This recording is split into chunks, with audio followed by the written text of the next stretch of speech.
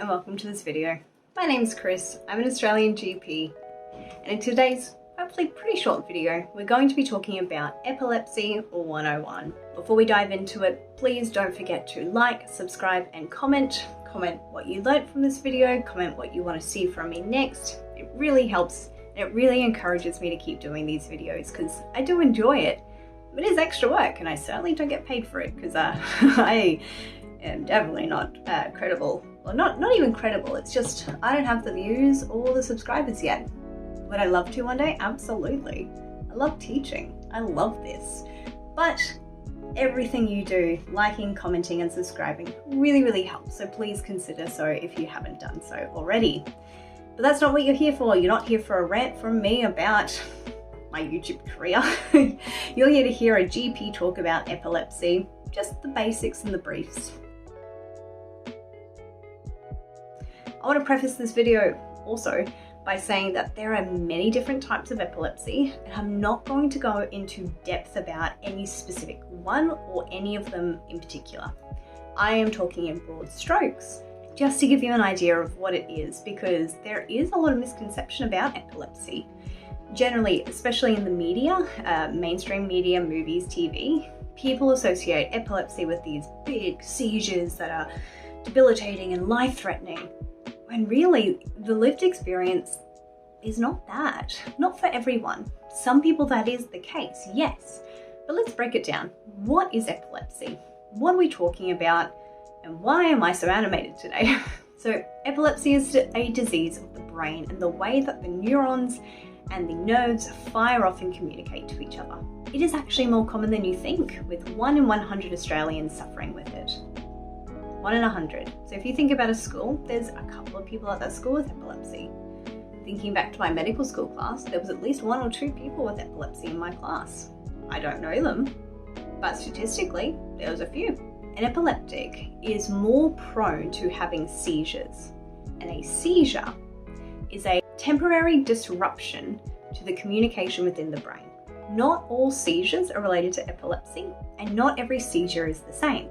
For over 50% of people with epilepsy, there is no known cause. They just happen, and it sucks. For some people though, there are preceding causes, including head trauma, strokes, brain infections, structural abnormalities of the brain, and genetics. Sometimes it tends to run in families. So there are a few types, and like I said, I'm not going to go into depth, but I am going to talk about the few types. So a very common one is known as a focal seizure, an absent seizure, or a focal impaired awareness seizure. This is a type of seizure without convulsions. So there's no movements of the arms, the legs, the jaw, anything like that, at least not in the stereotypical sense. This type of seizure is more common in children, and someone who is suffering with a focal seizure may just stare vacantly or have a weird look on their face. It can happen mid-sentence. They can just drop out and then they drop back in like nothing has changed. Sometimes there are repetitive movements like lip smacking or chewing or gnawing. It's not as common, at least in my experience, but it is known to be associated. Some people even mumble during their seizures, so they might be talking and then they just kind of stare and I mean, I don't mean to try and imitate it or mock it. I'm just trying to give you a visual example. Perhaps maybe what I should be doing is linking you to a channel where there are visual examples of real patients. I'm definitely not trying to mock. It's really hard to imitate for education purposes. So yeah, so that's a focal seizure. The next type of seizure is the classical tonic-clonic, or what used to be known as a grand mal seizure. This is the one that people are most comfortable with knowing as epilepsy because it is most commonly seen in TV shows and movies because it can be at least quite dramatic, wherein someone may lose consciousness, roll their eyes back and start to have real big fits. That's what we know as fits. So as mentioned, tonic-clonic, there are 2 parts to it. So the tonic part is where someone really stiffens up and the clonic is that repetitive movement, the jerkiness. Other than the shakes and the eyes rolling back, other signs of a tonic-clonic seizure or grand mal or whatever you want to call it, but that's technically not correct anymore, include shallow breathing, unresponsiveness, excessive saliva, and sometimes blood from the mouth if they end up biting down on their tongue or their cheek. People suffering with these types of seizures can also lose continence of urine more so than anything during a seizure. After a tonic-clonic seizure, the person may be quite drowsy, can be quite emotional, may not remember the event or even the few minutes preceding the event. They can also complain of having a headache and just feeling off. The next type is the focal awareness seizure, not to be confused with the focal inattentive seizure or unaware seizure that was the vacant stare one. But this is where, again, there's no tonic-clonic movements. It's more focal, so focused movements whilst they're still awake. So someone may start flailing with one arm, may start rapidly blinking, may start twitching in the face. There's a couple of different types. Sometimes instead of motor, these are actually sensory. So someone can have a seizure, but you can't tell by looking at them. They will just have a sensation of burning, stinging, you name it, in a specific area, and that's a seizure. Because again, what's a seizure? It's the disruption of it's a disruption of the brain's patterns and communication. There is something known as a focal autonomic seizure, where again, focal in one area, autonomic relating to our body's processes. So someone can just suddenly blush, drop their blood pressure, have their heart rate skyrocket, get nausea, start sweating, feel like they're going to pass out, and you wouldn't know looking at them. Even if they did turn grey or pale, you wouldn't know it's a seizure necessarily. Focal cognitive seizures are ones where the person suffering from them during the seizure may have impaired language or thinking. They may not make sense. They may start talking in gibberish or a different language, but typically it's unrecognizable. They can also hallucinate smells, tastes, sounds, and sometimes they can just have a sense of deja vu. Again, really hard to pinpoint. Finally, a very rare type of seizure, and one I've not seen myself, is a focal emotional seizure, where someone will just, when they're having a seizure, because of the disruption of the brain patterns, will have a heightened emotion where they will cry or feel panic or fear. And just as quick as it starts, it tends to stop. Finally, I want to talk about, we've talked about tonic-clonic seizures. There are such things as tonic seizures and clonic seizures. So a tonic seizure is where someone just stiffens up, but there's no repetitive movements. Sometimes, if someone's standing up when they seize up, they can just fall down, and this is called a drop attack.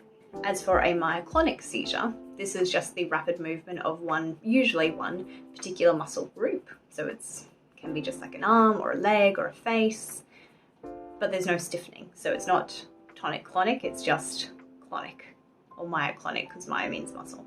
So yeah, lots of different types. Not going into too much detail, just the brief overview. How to investigate though? If someone suspects they have epilepsy or they've had a funny turn, well, first and foremost, we need to make sure it's nothing else. So we need to make sure it's not an infection. We can screen for infection with bloods, so full blood count particularly. If we're worried you could be septic, that could include a blood culture to see if we grow any bugs, bacteria, I should say, in your blood. We can do urine cultures. We can do a lumbar puncture to look at the spinal fluid, cerebrospinal fluid, to see if there's an infection there, whether it be bacterial or viral. We can and often do scan the brain to make sure that it's not because of a tumour or something else in the brain that shouldn't be there, benign or otherwise. But the gold standard is something known as an EEG. That is an electroencephalogram or encephalogram. Basically, we've all probably seen and heard of ECG, which is the dots on the chest to look at the electrical conduction of the heart. An EEG is on the brain to look at the electrical conduction of the brain. And there are very specific patterns and waveforms that indicate epilepsy. So, you've got epilepsy. How are we going to treat it? The mainstay of treatment is medications and lifestyle modification. So, avoiding triggers, for example. And again, classically, we're all told that bright, flashing lights are a trigger for seizures, and this can be true. But there are lots of things that can trigger seizures, including certain foods, being really tired, being really stressed, yes, bright lights, being sick. So there's a lot of things to teach someone about epilepsy and their specific type of epilepsy that pertains to their specific circumstances that needs to be considered. It's also important to modify the environment around the person who has seizures.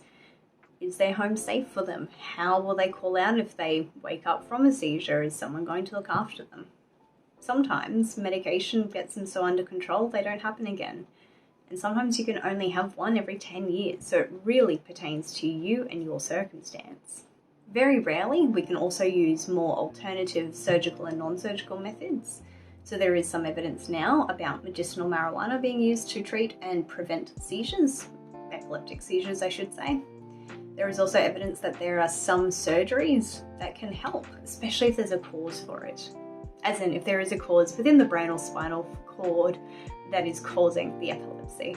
Some people suggest a ketogenic diet, and there is relatively good evidence to say this can prevent or reduce the threshold for seizures.